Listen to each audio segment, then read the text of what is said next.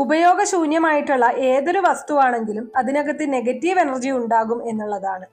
അത് നമ്മുടെ വീട്ടിലുള്ളവരെ മോശമായിട്ട് ബാധിക്കുകയും വീട്ടിലെടുക്കുന്ന തീരുമാനങ്ങൾ മോശപ്പെടുകയും അതിലൂടെ നമുക്ക് വളരെയധികം പ്രയാസങ്ങളും പ്രശ്നങ്ങളും നിരന്തരം നേരിട്ടുകൊണ്ടേ ഇരിക്കേണ്ട ഒരു സാഹചര്യം. നിങ്ങൾക്ക് ചെയ്യാൻ സാധിക്കുന്ന പരിഹാരം കല്ലുപ്പെടുത്ത് എല്ലാവരുടെയും വീട്ടിലുള്ള എല്ലാവരെയും ഉഴിഞ്ഞ് അത് സിങ്കിൽ ഒഴുക്കി കളയുകയാണ്.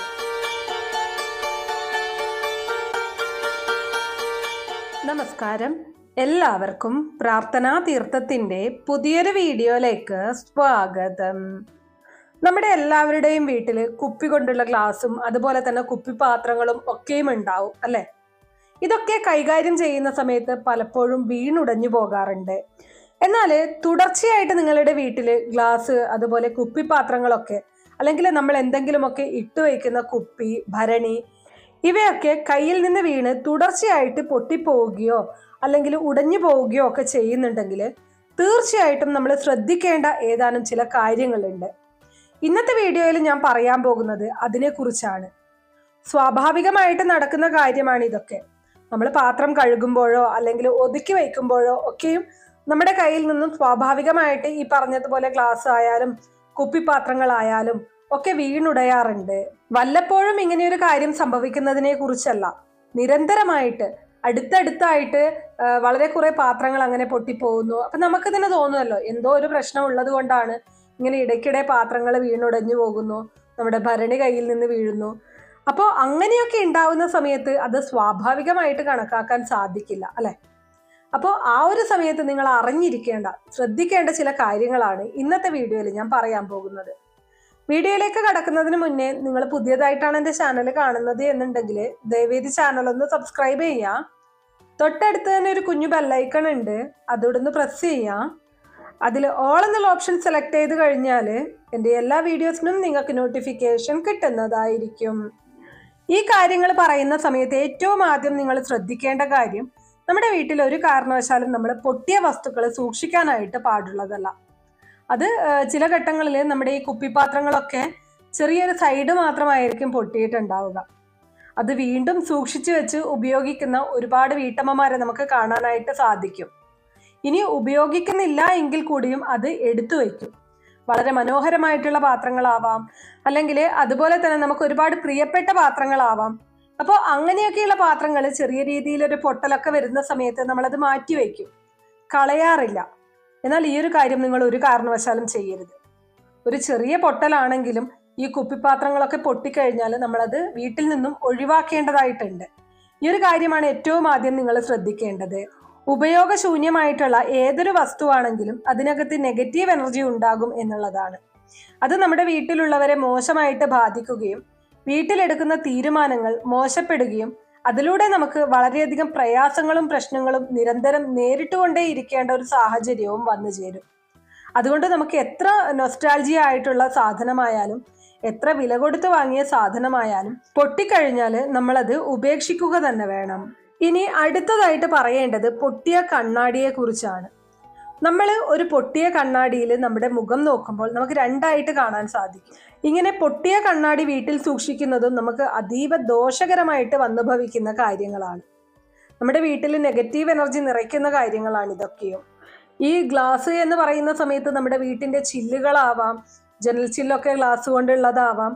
അപ്പോൾ അതിലൊക്കെ ചെറിയ രീതിയിലുള്ള വിള്ളലൊക്കെ വീഴുന്ന സമയത്ത് പിന്നീട് മാറ്റാം എന്നുള്ള ഒരു മനോഭാവത്തോടു കൂടി അത് മറ്റൊരു ദിവസത്തേക്ക് അല്ലെങ്കിൽ മറ്റൊരു കാലത്തേക്ക് മാറ്റി വയ്ക്കുന്ന ആളുകൾ നമ്മൾ കാണാറുണ്ട്. എന്നാൽ ഇങ്ങനെ ചെയ്യുന്നത് വഴി അത് ബാധിക്കുന്നത് അവരെ തന്നെയാണ്, ആ വീട്ടിൽ താമസിക്കുന്നവരെയാണ്. ആ ഒരു കാര്യമാണ് നിങ്ങൾ ആദ്യം തന്നെ മനസ്സിലാക്കേണ്ടത്.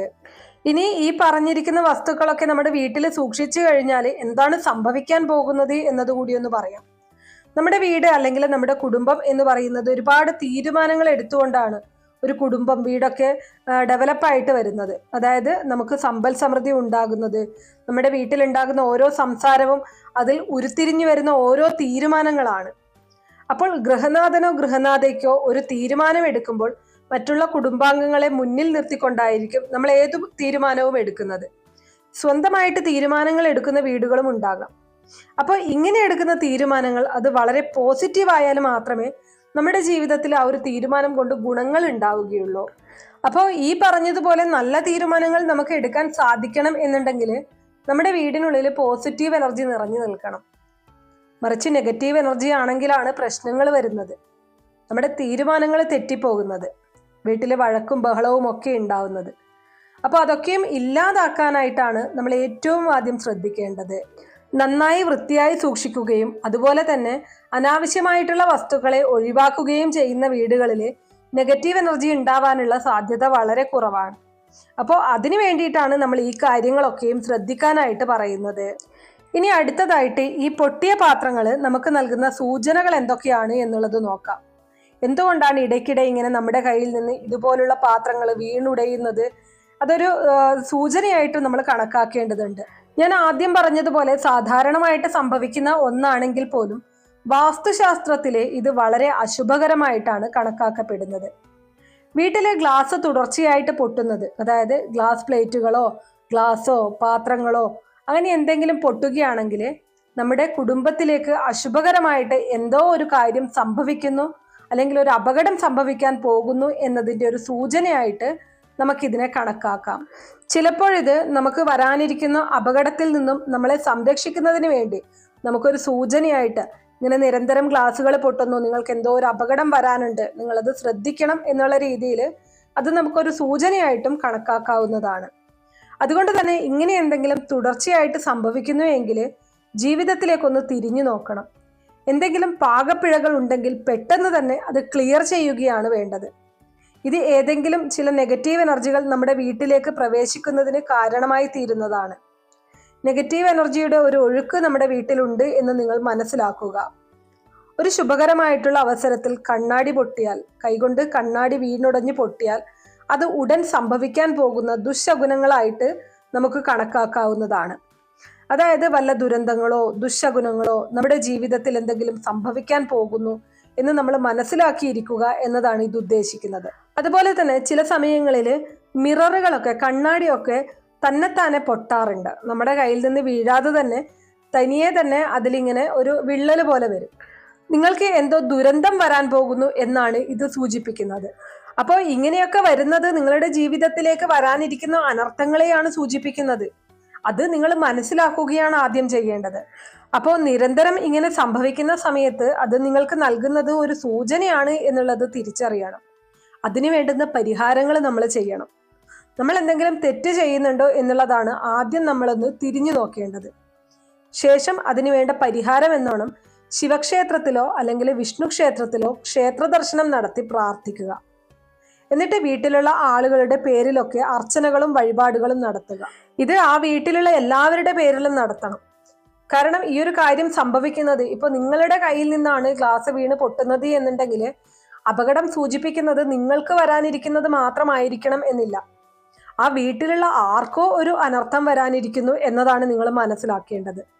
അപ്പോൾ എല്ലാവരും തന്നെ ഒരല്പം ശ്രദ്ധയോടുകൂടി കാര്യങ്ങൾ കൈകാര്യം ചെയ്യേണ്ടതായിട്ടുണ്ട്. ഇനി വീട്ടിൽ നിങ്ങൾക്ക് ചെയ്യാൻ സാധിക്കുന്ന പരിഹാരം, കല്ലുപ്പെടുത്ത് എല്ലാവരുടെയും വീട്ടിലുള്ള എല്ലാവരെയും ഉഴിഞ്ഞ് അത് സിങ്കിൽ ഒഴുക്കി കളയുകയാണ്. ഇതും ഒരു പരിധിവരെ നിങ്ങൾക്ക് വരാൻ പോകുന്ന ആ ഒരു പ്രശ്നങ്ങളെ ഇല്ലാതാക്കാനായിട്ട് സഹായിക്കും. പലപ്പോഴും നമ്മൾ നിസ്സാരമായിട്ട് തള്ളിക്കളയുന്ന കാര്യങ്ങൾ നമ്മുടെ ജീവിതത്തിൽ വലിയ രീതിയിലുള്ള പ്രശ്നങ്ങൾ സൃഷ്ടിക്കാറുണ്ട്. അതുപോലെ തന്നെ നമ്മൾ നെഗ്ലക്റ്റ് ചെയ്യുന്ന ആ സൂചനകൾ പിന്നീട് അങ്ങോട്ട് നമ്മൾ നോക്കുമ്പോൾ അന്നൊരല്പം ശ്രദ്ധിച്ചിരുന്നെങ്കിൽ എന്ന് ചിന്തിച്ചു പോകുന്ന സാഹചര്യവും വരാറുണ്ട്. അപ്പോൾ അതൊക്കെ ഒഴിവാക്കാനായിട്ട് ഇങ്ങനെ കാണുന്ന സമയത്ത് ഞാൻ ഈ പറഞ്ഞ പരിഹാരങ്ങൾ ചെയ്യുക, വളരെയധികം ശ്രദ്ധയോടുകൂടി ജീവിതത്തിൽ മുന്നോട്ട് പോവുക എന്നുള്ളതാണ്. അപ്പോൾ ഇത്രയേ ഉള്ളൂ ഇന്നത്തെ വീഡിയോ കുറച്ചു പേർക്കെങ്കിലും ഉപകാരപ്രദമായി കാണും എന്ന് വിശ്വസിക്കുന്നു. ഇതുപോലുള്ള അറിവുകൾക്കായിട്ട് നമ്മുടെ ഈ ചാനൽ ഒന്ന് സബ്സ്ക്രൈബ് ചെയ്യുക. വീഡിയോ ഇഷ്ടമാണെങ്കിൽ ലൈക്ക് ചെയ്യാനും ഷെയർ ചെയ്ത് മറ്റുള്ളവരിലേക്ക് എത്തിക്കാനും മറക്കരുത്. നിങ്ങൾക്ക് ഏതെങ്കിലും തരത്തിലുള്ള സംശയങ്ങളോ അഭിപ്രായങ്ങളോ നിർദ്ദേശങ്ങളോ ഇനി ഏതെങ്കിലും കാര്യങ്ങളെക്കുറിച്ച് അറിയാനുള്ള താല്പര്യമോ ഉണ്ടെങ്കിൽ തീർച്ചയായിട്ടും കമൻറ്റ് ബോക്സ് വഴി അറിയിക്കാവുന്നതാണ്. നന്ദി.